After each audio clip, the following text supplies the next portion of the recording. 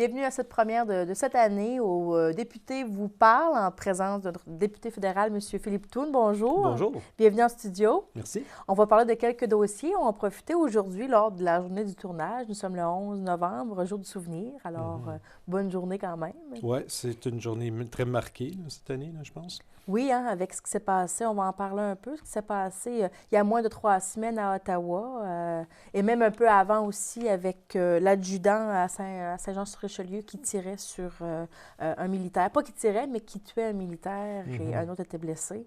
Alors, parlez-nous un peu de ces événements. Comment ça a brassé un peu le gouvernement? Oui, bien, c'est certain que cette année, la journée du souvenir est très... Je pense que c'est une journée très importante. Oui. On est en guerre. Oui. Il ne faut pas l'oublier. On a déclaré la guerre, on est rendu en Irak. On a déclaré la guerre contre l'État islamique. Et on a vu que ça a incité certains au Canada de vouloir même s'embarquer puis se rendre en Irak pour faire la guerre contre nous. Là. Oui. Franchement, là, vraiment inquiétant. Oui. Et deux de ces gens-là sont justement les gens qui ont tué l'adjudant à Saint-Jean-sur-Richelieu, M. Vincent, et le caporal Cirillo qui a été tué au Cénotaphe à Ottawa plus récemment, par deux gars qui voulaient se rendre en Irak pour faire la guerre. Et l'accès était refusé. Ils ont demandé des passeports, ils ont fait la demande, puis on les a refusés. On savait, là, on savait qu'il y avait quelque chose qui n'allait pas avec ces deux-là. Puis on n'oublie pas très récemment également à Moncton, où un jeune a tiré sur la GRC. Oui. Franchement, là, cette année, là, c'est une année très préoccupante. Là. Le Canada est en guerre. Oui. Même juste là, c'est déjà inquiétant. Le Canada, on n'a pas l'habitude d'avoir déclaré la guerre. Alors, juste là, les choses ont été déséquilibrées. Oui. On fait la guerre contre l'État islamique. Donc, il y a des gens qui sont mobilisés, qui pensent... Je pense que c'est franchement des jeunes gars qui ont, pour des raisons qui me dépassent, franchement, mais qui ont décidé que l'affaire héroïque à faire, comme, tu sais, un jeune homme, là, ça allait me faire ses preuves. Puis se rendre en Irak puis faire la guerre, bon, peut-être c'est une façon de faire. J'aurais préféré qu'il fasse la guerre pour nous autres, plutôt, là, franchement. Là. Oui. Mais ces deux-là, franchement, je pense qu'on aurait pu s'en passer. Ils ont été tués. Alors, honnêtement, là, les gens qui les ont tués, c'est des héros, parce que ces deux-là, c'était évidemment exagéré, dangereux. J'étais là à Ottawa quand la fusillade a eu lieu. Là. Il y a eu quelque chose comme... là? J'étais à peine... Le gars qui tirait, il était dans le couloir. J'étais à peine à 5 mètres du couloir, là, dans une grande salle, avec tous les mercredis matins, les députés des partis se réunissent. Oui, c'était plein cette journée-là. Oui, c'était la journée... Je ne sais pas si le gars qui a fusillé à Ottawa avait un plan. Franchement, là, comme s'il y avait un plan, ça n'a pas marché. Non, ça semble Mais s'il y avait un plan pour tuer soit le premier ministre ou soit des députés, juste en règle générale, il n'aurait pas pu choisir le meilleur moment de le faire. On était tous là, réunis dans deux salles, conservateurs d'un bord, NPD de l'autre, les libéraux en bas, puis les autres partis un petit peu ailleurs. Mais les deux gros partis étaient réunis dans deux salles, face à face, avec le couloir qui séparait les deux, et c'est là où la fusillade a eu lieu. Quelque chose entre 40 et 75 balles ont été tirées dans l'amour de 2 minutes. Franchement, là, je pensais qu'on était en train de se faire attaquer. Là. Oui, qu'est-ce que vous ressentiez dans cette minute-là, dans ces moments-là? On a entendu les balles venir. Là, on le voyait, on l'entendait. Là, ça se rapprochait. À peu près, après les premières 10 balles, plus ou moins, un agent de sécurité qui était juste à l'extérieur de la porte rentre en panique, franchement. Là. Il annonce que le gars, il a un fusil, tout le monde à terre. C'était franchement épeurant. Alors, tout le monde s'est lancé à terre. La fusillade continue. Il y avait plusieurs balles qui ont été tirées. Une pause de quelques secondes. Franchement, le temps m'échappe un peu. Là. Et ça l'a reparti très peu après avec encore plus de balles. Finalement, dans l'espace de 2 minutes, c'était fini. Là. Mais le problème, c'est qu'on ne savait pas s'il y en avait d'autres tireurs. On pensait franchement qu'il y en avait d'autres. Il y avait tellement de balles qui ont été tirées qu'on était certain qu'il y avait d'autres. Finalement, on était séquestrés dans une salle sécurisée jusqu'à 10h30 du soir cette même nuit. Alors, pendant 12 heures de temps. Là, sans sortir? Sans sortir. Même aller à la toilette, c'était toute une affaire. Là, pour les premiers 6 heures, on ne pouvait pas sortir de la salle. Ils voulaient vraiment être certains que c'était contrôler. Ouais. Puis le Parlement à Ottawa, là, c'est gros. Là. Il y a Oui. des édifices, il y a des fenêtres tout partout. Il y a beaucoup d'édifices à sécuriser. Alors, ça a pris beaucoup de temps. Je peux vous dire que quand c'était tout fini, mon portefeuille, mes clés, mon cellulaire, mon manteau, tout était dans mon bureau et non pas avec moi. Alors, quand on a été finalement libérés, finalement, 10h30, on a été libérés de la salle séquestrée, mais on nous a envoyés ailleurs pour faire un témoignage avec la police, pour expliquer qu'est-ce qu'on a vécu. Mais finalement, minuit et demi à peu près, j'ai été vraiment libéré. Puis, j'avais pas une scène sur moi, j'avais pas de manteau, j'avais rien. Puis, mon bureau était fermé. Ils ont fermé tous les bureaux du Parlement, ils les ont fermés jusqu'au lendemain. Alors, j'avais pas capacité de retourner aller chercher mes affaires. Alors, si les gens voulaient rentrer en contact avec vous, vous ne pouvez pas retourner l'appel. Alors, absolument c'était la pas. panique totale quand même. Là. Puis il fallait finalement que je trouve un ami pour rester sur son sofa la nuit, parce que je ne pouvais pas me rentrer dans mon appartement.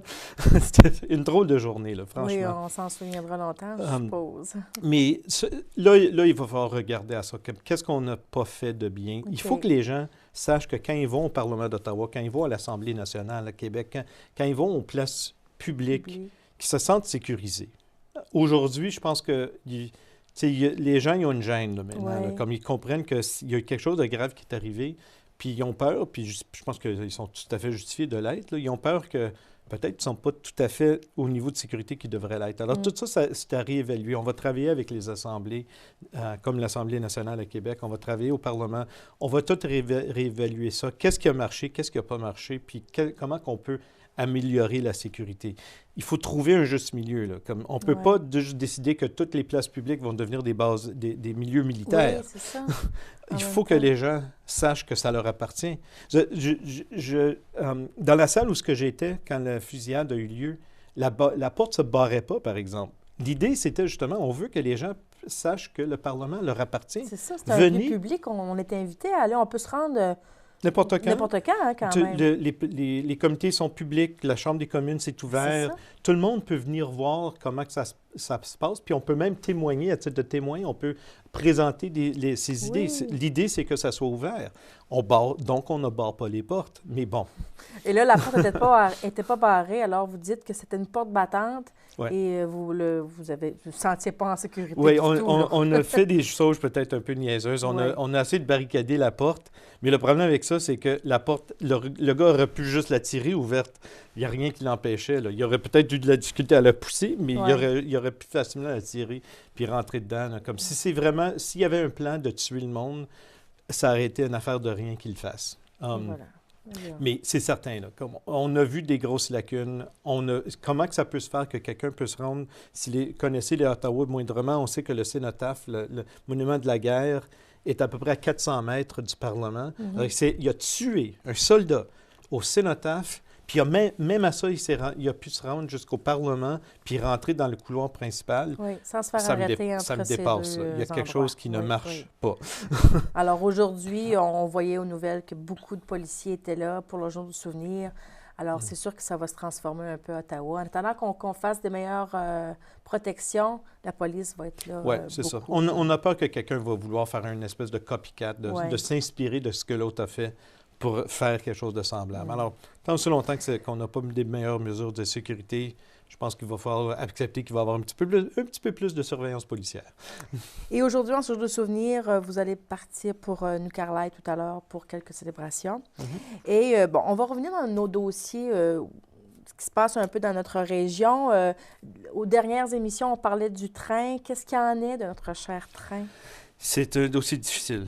C'est certain qu'on ne le perd pas, notre chemin de fer, là, parce qu'une fois perdu, c'est un acquis précieux. On est une des seules régions au Québec qui a un chemin de fer. On ne veut pas le perdre. Ça nous donne un avantage. On a une capacité d'aller chercher de l'industrie lourde que plusieurs autres régions ne peuvent pas faire. Alors, il n'y a pas question qu'on perd le chemin de fer. Mais on l'a chiffré. On sait que ça va coûter 107 millions de dollars pour le remettre en état. Puis ça, c'est aujourd'hui. Si on ne le répare pas aujourd'hui, bien, l'année prochaine, la facture va être encore plus élevée. Lourd. Il faut le faire en étapes. Je pense que le nouveau président de la Société de chemin de fer, qui est le maire de New Richmond, M. Éric Dubé, il a un bon plan de match. Franchement, on ne peut pas aller au gouvernement et leur dire on a besoin de 107 millions pour un chemin de fer qui a très peu d'utilisateurs. OK. Rappelons-nous, là, c'est qui utilise le chemin de fer? On a Temerex à Nouvelle, on a Gaspésie des Ailes à New Richmond, on a Delta qui est maintenant à New Richmond également. Et par après, très peu. Là. Il y a des agriculteurs de temps à autre. Il y a LM Wind Power à Gaspé qui serait intéressé à le faire, mais franchement, investir 107 millions de dollars juste pour aller chercher un client à 300 km de loin, c'est très difficile à justifier. Mais ce qui est justifiable, c'est que le chemin de fer doit être en état pour Temerex. Facile à justifier. Se rendre jusqu'à New Richmond, parce qu'il y a 2 clients, c'est rentable, c'est très justifiable. Là, si on est rendu à New Richmond, bien, on peut se rendre à New Carlisle, puis là, on peut intéresser Via Rail à revenir. Et encore une fois, ça se justifie. Si on se rend jusqu'à New Carlisle, bien là, on peut se rendre jusqu'à Port-Daniel pour desservir la cimenterie, etc., jusqu'à temps qu'on se rend à Gaspé. Alors, si on le fait en étapes, ça, c'est une stratégie qui est gagnante. Là. Je pense qu'on peut on peut vraiment convaincre le ministère des Transports que ça, c'est une solution à long terme, oui, mais une solution qui va marcher. Parce que n'oublions pas que ça fait 30 ans là, que l'entretien a été différé sur notre chemin de fer. Okay. On n'arrêtait pas de repousser plus loin. Oh non, on ne va pas le faire cette année, on le fera plus tard. Mais éventuellement, la facture est due. Ouais. Elle est due. Aujourd'hui, elle est due. On a reporté trop loin. Ce qui est malheureux, c'est qu'on a permis les compagnies privées comme le CN de s'en sortir. Nous autres, niaiseux qu'on est, on l'achète pour une bonne somme d'argent. On l'a acheté pour, dépendant, à peu près 19 millions de dollars. Et l'entretien qu'il fallait faire n'était pas vraiment connu. On ne savait pas vraiment à quoi qu'on s'embarquait. On a demandé aux municipalités d'acheter le chemin de fer. Puis c'est bien, parce que s'ils ne l'auraient pas acheté, on l'aurait perdu tout de suite. Alors, en 2006, ils ont acheté le chemin de fer. Tant mieux. Mais on ne connaissait pas ça, les chemins de fer. On se fiait sur la compagnie qui nous a vendu pour nous dire quel entretien était nécessaire. Bien, la compagnie qui le vend, c'était pas nos amis. Là. Ils ont fait, franchement, je pense qu'ils ont fait exprès de sous-estimer le coût de réfection pour qu'on l'achète à un bon prix pour qu'ils puissent s'en débarrasser. Alors là, on est pogné avec. On a beaucoup d'entretiens à faire. L'ancien président, M. Roussy, François Roussy, l'ancien maire de Gaspé, a fait faire une évaluation justement pour vraiment chiffrer qu'est-ce qu'il y a à faire. Puis c'est là où on s'est rendu compte, mon Dieu, on en a à faire. C'est plus gros qu'on pensait. Et on n'a pas les moyens de le faire. On n'a pas 107 millions dans la région pour remettre dans le chemin de fer. Ça veut que les factures de compte de taxes des municipalités, il faudrait que ça augmente comme de 10 à 20 là, pour tout le monde. On n'a pas les moyens.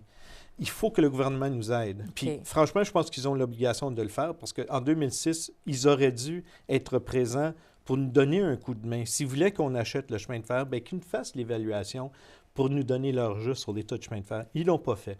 Alors, on est pogné avec. Mais si on prend en étapes, on peut sauver le chemin de fer un bout à la fois. Ça va donner plus de confiance aux investisseurs, aux entrepreneurs qui savent que le chemin de fer, il va être là. Pourquoi investir dans le chemin de fer quand on ne sait pas du jour au lendemain s'il va être présent? C'est comme, par exemple, LM Wind Power. C'est bien beau qu'ils veulent le faire, mais il faudrait qu'ils dépensent de l'argent pour reconstruire leurs équipements pour que les pales se fitent sur les dimensions de notre chemin de fer. Par exemple, passer le tunnel de Port-Daniel. Ça coûte de l'argent, ça, mais on ne dépense pas cet argent-là si l'année d'après, on ferme le chemin de fer à tout jamais. Oui. Alors, il faut donner confiance aux entrepreneurs. Puis, si on peut l'ouvrir en étapes, notre chemin de fer, on peut leur donner confiance. Via Rail m'a dit à maintes reprises, si le chemin de fer est sécuritaire, ça leur ferait plaisir de revenir dans la région. Ils veulent revenir.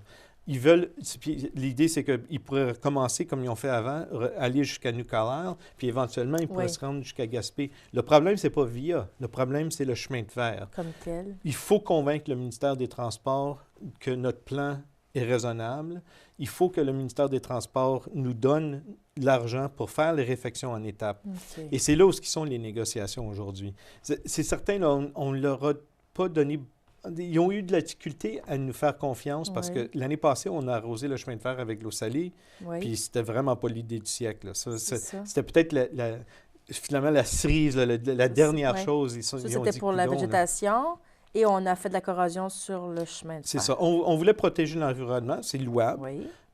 Très bonne chose, mais c'est juste qu'un chemin de fer, Oui. tu n'arroses pas un chemin de fer avec de l'eau salée. Moi, quand j'avais 5 ans, je savais que l'eau salée, occasionnait Oui. la corrosion sur le métal. Alors, tu sais, À le chemin de l'époque, fer en ouais. soi, il a été corrodé un peu. Oui. Il est quand même épais, alors on ne s'inquiète pas, mais le vrai problème, c'était les contacts pour les passages à niveau. On les a scrappés.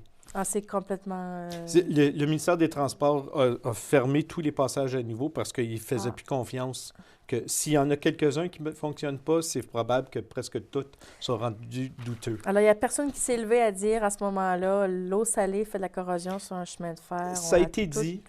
Ça a été dit. Ça a été dit, malheureusement. Non, on a fait le test quand même, mais partout sur le territoire. On l'a fait d'un bout à l'autre, toute la longueur du chemin de fer. Ah, C'est malheureux. Oui. Encore une fois, il faut faire attention. Je ne veux pas trop pointer du doigt. Oui.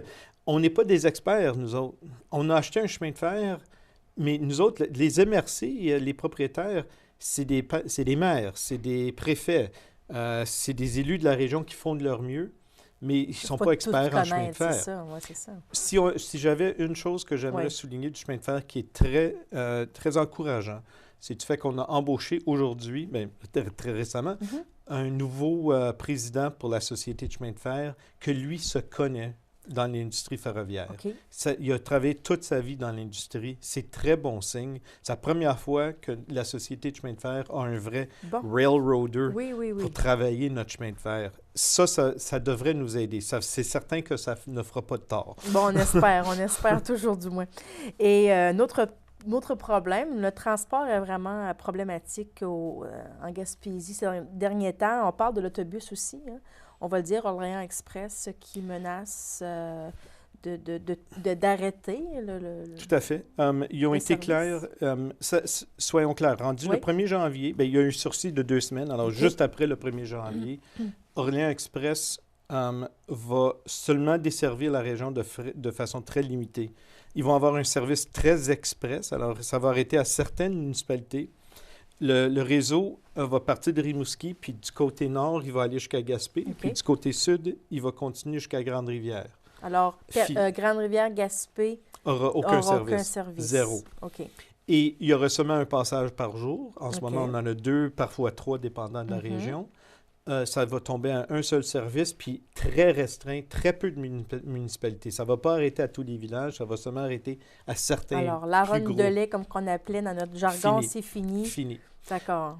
Ça, c'est sûr. Ça, c'est certain. Puis, en même temps qu'ils ont fait cette demande-là, ils ont même demandé à la commission, ils ont laissé savoir à la commission de transport que dans une couple d'années, ils pensent abandonner la région complètement. Bon. Complètement. Aucun service. Alors, ça semble que c'est un service intérimaire qu'ils nous proposent. Puis même là, c'est pas suffisant. Puis on n'oublie pas, Percé, la ville de Percé, le pôle touristique de la région, la raison pourquoi que les gens viennent l'été venir nous voir, n'aura aucun service du tout. Alors, il n'y a plus de service ferroviaire. Le chemin de fer, le train Via ne passe plus. L'autobus, Orléans Express, ne passera pas non plus. On a un service aérien qui est extrêmement dispendieux. Oui, difficile d'accès, Très difficile. Les gens n'ont pas les moyens de le prendre. Alors, on est une région éloignée, c'est vrai, mais de plus en plus isolée. Oui. C'est ça qui est vraiment inquiétant. Puis, ça m'a vraiment surpris que la Commission des transports a donné raison à Orléans Express jusqu'à ce point-là. Je ne comprends pas, franchement. Leur mandat, entre autres, est de protéger le public. Mais je vois mal comment on protège le public en abandonnant la région complètement. Parce que c'est sûr qu'on n'est pas rentable pour cette compagnie-là, on le comprend, mais en même temps, il faut nous comprendre à nous. C'est comme vous dites, on va devenir très isolés, et puis... C'est ça qui m'a surpris. Quand Orléans Express a fait sa présentation en commission, ils ont montré les chiffres. Puis c'est vrai, là, ils perdent de l'argent en Gaspésie, mais ils ont toujours perdu de l'argent en Gaspésie. Le problème n'est pas la Gaspésie. L'achalandage n'a pas changé. Le taux de fréquentation, le nombre de passagers a resté pas mal pareil. Quand on a regardé au tableau, on a vu le problème pour Orléans Express, c'est Montréal-Québec. C'est là le problème. Ah. Alors, ils ont perdu beaucoup de clientèle en raison de beaucoup de covoiturage. L'Internet a permis beaucoup de covoiturage. Très bonne chose, rien contre ça. Oui, il y a d'autres services qui se sont... Oui, c'est ça. On a vu la même chose dans d'autres juridictions, entre autres l'Ontario. En Ontario, ils ont trouvé un juste milieu. Ils ont légiféré les services privés pour s'assurer d'une qualité minimum de sécurité. Ils ne voulaient pas voir les gens lancer des services sur l'Internet pour offrir un service qui était non sécuritaire. OK. Alors, ils ont trouvé un juste milieu pour que si vous voulez vous lancer puis faire compétition aux compagnies d'autobus, ça va, mais vous allez quand même avoir un service minimal à offrir. Je pense, malheureusement, la Commission ne s'est pas penchée sur des exemples d'ailleurs. Tout ce qu'ils ont pris, c'est les faits de Orléans Express, qu'il y a un problème. Le problème, c'est qu'on n'est plus rentable, mais la rentabilité, le problème, c'est pas la Gaspésie. Ça a toujours été une moindre perte. Excusez. Le problème, c'est Montréal, Québec. Et c'est nous Trouvons qui des payons le solutions prix. là. Oui. Là, qu'est-ce qui va arriver maintenant? C'est que la Commission est en train de dire à la région gaspésienne, comme on a fait pour le chemin de fer, arrangez-vous. Mais c'est Trouvez-vous ça. vos propres moyens. Même si la région, c'est une des plus pauvres au Québec, il faut quand même que vous preniez ce que vous avez, qui n'est pas grand-chose à comparer aux autres, mais prenez Ouais. ce que vous avez, mettez de l'avant un service pour amener les passagers à Rimouski, pour les débarquer, pour que là, ils peuvent prendre l'autobus Orléans Express. Alors, nous autres, encore une fois, on nous demande très Ouais. semblable au chemin de fer. On va trouver nos propres moyens, puis on n'en a pas beaucoup, pour finalement rendre la compagnie Orléans Express plus rentable. Nous autres, on va subventionner Orléans Express. C'est pas une façon... Franchement, là, je comprends pas. Le problème d'Orléans Express, c'est Montréal-Québec. Si Orléans Express n'est pas capable de régler leurs propres problèmes, pourquoi que nous autres, en Gaspésie, on devrait le faire? Franchement, c'est là le problème. Là. Puis le gouvernement du Québec, par l'entremise de sa commission, a permis Orléans Express de nous abandonner. Ça ne va pas nous aider. Là. On a déjà des problèmes économiques. Là. Puis l'été, si on veut avoir des touristes qui viennent, si on veut que nos jeunes Même reviennent... notre marchandise aussi, certains petits commerçants se servent d'Orléans Express pour apporter de la marchandise. Oui, à c'est d'autres le service de endroits. colis. Quand Puis, même. puis ça, c'est quelque chose que j'avais soulevé à la commission également, que dans les chiffres, on ne voit aucunement le service de colis. Non? Les chiffres n'étaient pas là, ils ont juste fait abstraction. OK. La commission des transports a dit, on ne s'inquiète pas du service de colis, ça ne fait pas partie du mandat devant nous aujourd'hui. OK. C'est bien beau, mais ça, c'est vraiment un truc juridique, là, de juste passer à côté de l'aspect de rentabilité. Ils ont fait exprès d'enlever toute une partie de leur service pour vraiment rendre plus pire les chiffres qu'ils ont présentés, pour rendre la situation encore plus grave. Ouais. Mais il aurait dû, selon moi, démontrer de bonne foi que l'argent qui rentre dans le service de colis, est-il rentable, oui ou non? Franchement, je vois pas mal qu'il ne serait pas rentable. L'autobus est déjà là. Oui, c'est ça. Ça ne coûte pas plus cher d'avoir un service de colis. Est-ce que vous pensez que vous pouvez faire entendre ce que vous dites à ces gens-là ou il est trop tard? Je l'ai amené devant, je l'ai soulevé à la commission. Oui. Orléans Express, je me rappelle quand je l'ai soulevé, ils n'étaient pas contents avec Non. moi. OK. Ils voulaient s'objecter, mais finalement, la commission m'a permis de l'admettre comme preuve, OK. mais la commission ne l'a pas retenu. Encore une fois, je ne comprends pas la commission. Elle ne semble pas avoir respecté son mandat de protéger le public. On a un gros problème de logique, je crois, dans notre Québec. On a de plus en plus, me semble, c'est très... C'est dur à travailler. C'est le discours qu'on entend aujourd'hui, surtout avec toutes les réformes, là, les C3S, les CRE, les CLD, les centres d'emploi jeunesse. Il y a beaucoup de raisons d'être inquiets. Oui, c'est inquiétant. Puis, je ne vais pas en parler trop, c'est provincial, là, Oui. c'est pas fédéral, mais l'affaire dans toute la réforme qu'on voit provinciale en ce moment, là, les centres d'emploi jeunesse, ça m'inquiète encore plus. Oui. Toutes les autres affaires, c'est inquiétant, oui, mais les jeunes, Oui. il Notre faut leur jeunesse. donner un coup de Oui. main. Je Oui. vois mal pourquoi qu'on ne voudrait pas. Oui. C'est notre devoir, c'est Oui. notre obligation de les aider.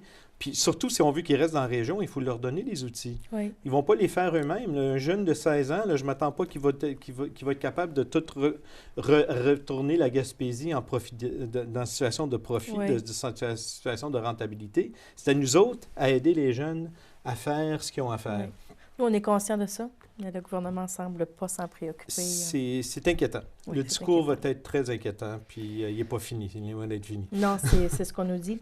L'assurance-emploi aussi, on va en parler un peu. On commence encore un autre trou noir. Ça n'a pas changé, ça. Hein? Oui, non. La réforme de l'assurance-emploi depuis 2002, on a vécu. Maintenant, on va vivre notre deuxième trou noir Oui. qui s'en vient probablement. Pour la plupart, ça commence vers le mois de février, mais Oui. la saison de prestations a commencé. L'inquiétude commence. Tout à fait. Mm. Et on l'a vu, là, le fédéral, ils n'ont pas consulté avant faire la réforme. et non plus n'ont pas fait d'études d'impact depuis la réforme. OK. Puis ça, c'est malheureux. Là. Une grosse réforme comme ça qui enlève des millions Oui. et des millions de dollars des poches des contribuables, normalement, tu fais une étude d'impact. Mais ils ne l'ont pas fait. Mais on le sait chez nous. Oui. Les banques alimentaires, ils ont vu la fréquentation augmenter de 20 depuis la réforme. 20 20 C'est gros. C'était très inquiétant. Une grosse augmentation. Oui. Ça veut dire que les gens sont appauvris. Il y en a Point. même qui ferment à cause qui n'ont pas assez d'argent Qui n'ont pour... pas suffisamment. Alors, C'est vraiment, vraiment très inquiétant. Là. Oui. Le trou noir, c'est vrai que ça nous nuit. Il y a plein de gens qui vont quitter la région parce qu'ils n'ont juste plus les moyens.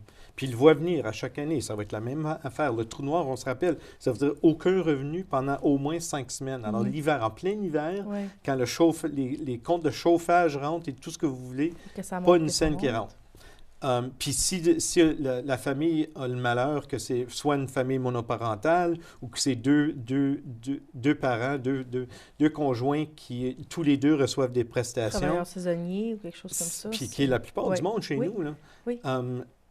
pas une scène pendant C'est au très moins 5 difficile. semaines. Puis n'oublions pas, la Caisse de l'assurance-emploi, elle génère un profit. C'est pas comme si l'argent n'est pas là. Non. C'est l'année prochaine, pour l'année fiscale qui va finir au mois de mars, on prévoit que la Caisse va avoir généré pour l'année fiscale 3 milliards de dollars de surplus. Puis cet argent-là, elle va juste être encaissé par le gouvernement fédéral pour être dépensé sur du n'importe quoi d'autre. Là.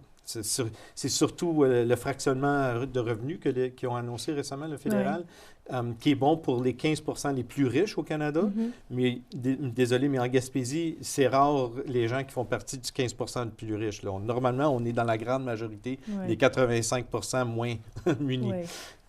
Alors, le fractionnement de revenus, ça ne va pas nous aider du tout. Alors, on prend l'argent de notre caisse de l'assurance-emploi, puis on va aller subventionner les riches, surtout dans l'Ouest canadien. C'est pas une façon de gérer un pays, là, Alors, pas du tout. il faudrait l'encourager à faire une étude, comme vous dites? Mais il faut, premièrement, la réforme de l'assurance-emploi, c'est on scrape la réforme, point. OK. On recommence à zéro. Là.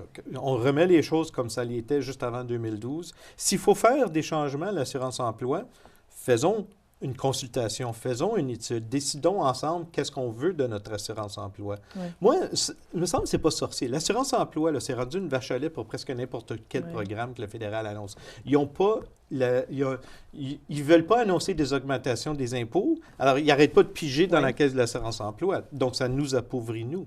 L'assurance-emploi, ça devrait être ce que c'était en partant.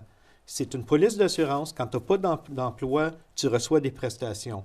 S'il n'y a pas d'emploi, on va aussi dépenser de l'argent pour former les gens dans des industries qui sont en croissance. Ça a toujours été ça dans le passé. C'est de l'emploi. L'assurance-emploi, c'était des cotisations des employeurs et des employés au profit des employeurs et des employés. Oui. Pointe à la ligne. Ça ne devrait pas être plus que ça. C'est pas compliqué, franchement. L'assurance-emploi s'est rendu un monstre très compliqué. Oui. Puis le fédéral n'arrête pas de piger dans la caisse Oui. pour subventionner toutes les choses qui n'ont rien à voir avec ça. l'assurance-emploi. C'est assez. Alors, scrapons la réforme, ayons une vraie étude, puis ramenons l'assurance-emploi où ce que ça était en partant, une vraie police d'assurance. Point. Et là, je pense que ça leur a une cohérence. Mais entre-temps, là, c'est certain, là, le trou noir s'en vient, c'est très préoccupant. J'invite les gens à y penser, surtout pendant les fêtes. Là, est-ce que si vous avez les moyens de faire des donations aux banques alimentaires, là, le besoin cette année Oui, va ça être là, grandit. c'est certain. Alors, un portrait quand même un petit peu assombri en ce mois de novembre, on s'entend, M. Toon, hein? C'est quand même... On aurait aimé discuter des choses un peu plus positives, mais on sent qu'on s'en va vers un terrain glissant. Hein? Il faut être conscient de la solidarité envers ses voisins. Là. Comme je pense que ça a toujours été un message important de temps des fêtes. On pense à nos voisins. Alors, pensons-y parce que cette année, nos voisins, ils en ont besoin. Alors, c'est quand même une bonne chose. On est là pour eux autres. Là. On va continuer de les protéger, d'être là, de vouloir les aider. Puis, ça fait preuve d'une solidarité qu'on a chez nous, que malheureusement, Oui. peut-être en ville, on ne le voit pas, mais Non. chez nous, c'est une fierté. Alors, soyons fiers. Bon, alors soyons fiers, oui. Alors continuons à travailler pour notre beau pays, notre beau Québec. Alors, M. Toon, merci beaucoup de votre présence en studio aujourd'hui. On a Merci fait à le vous. tour des plus gros dossiers. Alors, c'était votre député vous parle. Alors, merci beaucoup. À la prochaine. Bonjour.